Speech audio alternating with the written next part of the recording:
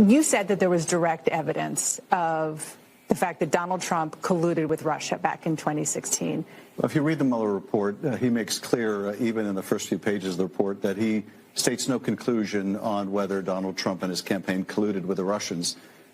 Ahead of the first Trump impeachment, you said the committee had not spoken to a whistleblower. In fact, that turned out not to be true. When I was asked the question, I thought they were referring to whether we had brought the whistleblower in. And I should have been more clear in my answer.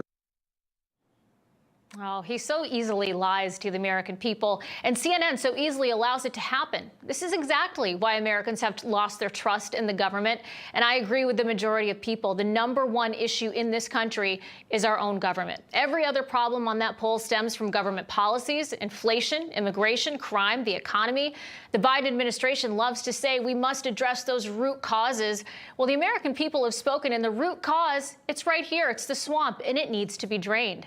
I am pleased to welcome someone who is trying to do just that, Florida Congressman Matt Gaetz. Congressman, great to see you in studio. It's good to be here. In person. And you know what I think is going to help people trust our government more? These rules we got in place for the House of Representatives during the speaker contest, where we're not going to have to vote on some multi-thousand-page bill with just a day to read it that spends $1.7 trillion. We're going to get separate appropriations bills. The amendments are going to have to be germane to the underlying bill. A bill will have to deal with a single subject, and that, along with the accountability measures against Schiff and Swalwell, should help begin the process of restoring that critical trust. Well, you've been busy. We're so glad that you're getting to work these days. But we want to also point out that we're in a position now where AT&T's DirecTV has censored Newsmax, and we're here to get out the word of what you're working on and get that out to the American people. But so many American people now can't watch Newsmax, and I want to ask you about that because Speaker McCarthy joined the program, joined Spicer and Company earlier today, spoke with us. Here were his thoughts. Listen. Can't tell you the number of people who tell me they watch Newsmax and like what they're hearing and want to have the choice to see it. You're going to see action taken because we believe it's responsible to allow everybody to have choice of what news they can want to listen to, what they want to hear. It really comes down to a free speech matter, and they should not utilize that, and Newsmax should never be punished simply because they're a conservative news outlet. So Congresswoman Lauren Boebert was also on our program last week. She echoed similar statement. They will be looking into this. Your thoughts? Will we see action here? Well, there is only one reason why we are seeing this cancel culture affect telecommunications.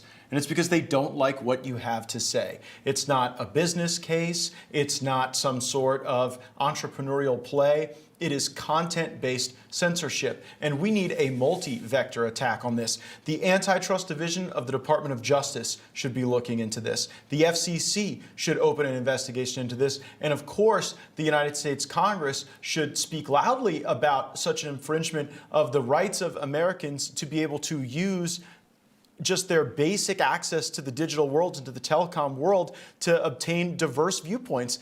We didn't used to be so afraid of diverse viewpoints in America. And it wasn't that long ago, it was the left that championed this notion that we needed a great marketplace of ideas. Right. But increasingly, they're scared of anyone who reflects an America first or conservative thought. Yeah, it's so true. And you look at all the liberal outlets that are on DirecTV right now, 22 of them, and yet they can't have Newsmax. But let's focus on what you've been working on, the Pencil Act, which we just talked about. A great name. I know you mentioned that to President Trump. He liked that name. And that stands for the Preventing Extreme Negligence with Classified Information Licenses. It bars Adam Schiff from reviewing any classified material and also striking that false Russian collusion claim from the record. Is this something you think will get passed, and does it have the support of your colleagues? Well, I have had colleagues reflect on their support for this legislation. Adam Schiff and Eric Swalwell are dangerous to our country. They lied about intelligence. They created a structure of leaks and then embroidered those leaks onto other lies. You just saw Adam Schiff lying about his contact with whistleblowers. Even CNN had to recognize that point. But I have to tell you, Jen, I view the Schiff and Swalwell matter somewhat differently than I view the Ilhan Omar matter. Ilhan Omar didn't lie about our intelligence agencies. She didn't say that Trump was a Russian agent based on information from a particular committee that was just totally bogus. The reason I think a lot of Republicans want to kick Ilhan Omar off of the Foreign Affairs Committee is because they don't like what she has to say. So and like I was just saying to you— Do you believe she should have remained on that Well, Foreign Affairs I'm Committee? undecided on that question because the Democrats moved the Overton window.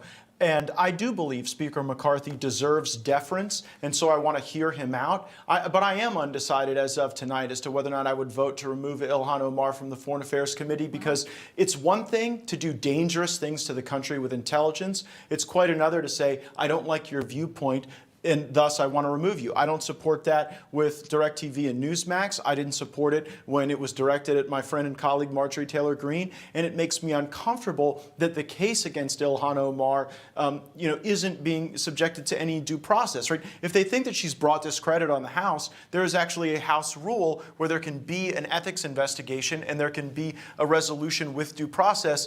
So I would tend to lean toward giving the Speaker deference. I want to hear him out, but we shouldn't lump Omar and Schiff and Swalwell together in one bucket. Very different with the Intelligence Committee. Interesting. Okay. Well, I'm sure a lot of viewers will be surprised to hear that. They I want may to hate ask it. you. They may hate it, but you'll be hearing from them. Sometimes you need to hear things you hate. I mean, go watch Ilhan Omar question, Elliot Abrams in the Foreign Affairs Committee about some of the neoconservative policies that were very detrimental in South America. So, sometimes, there is a view on foreign policy that isn't, invade everywhere, try to turn every foreign land into a Jeffersonian democracy. And there are times Ilhan makes those arguments, and they're arguments that at times align with America First foreign policy. Right.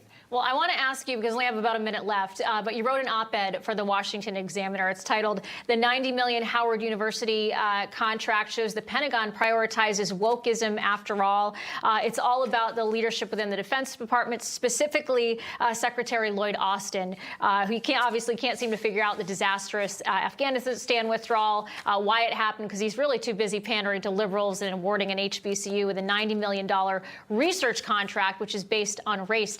Tell us more about this. I think Lloyd Austin may be one of the dumbest people to have ever served in a presidential cabinet. He shows up at our committee and huffs and puffs about how the military's not woke. Then he shows up at Howard and says that the principal reason they're being granted this $90 million is race, that is the fundamental issue. Look, I don't think we should care what color people are. I think we ought to invest in defense research that is going to ensure we have the best radar and munitions and telemetry, and not try to execute on a DEI agenda or a virtue signaling instead of executing for the sake of our great service members who wear that uniform every day. Well, Congressman Matt Gaetz of the great state of Florida in studio right here in the D.C. swamp. Got a lot of work to do, but glad that you could take some time to stop by and see us tonight. Thank you, Jen.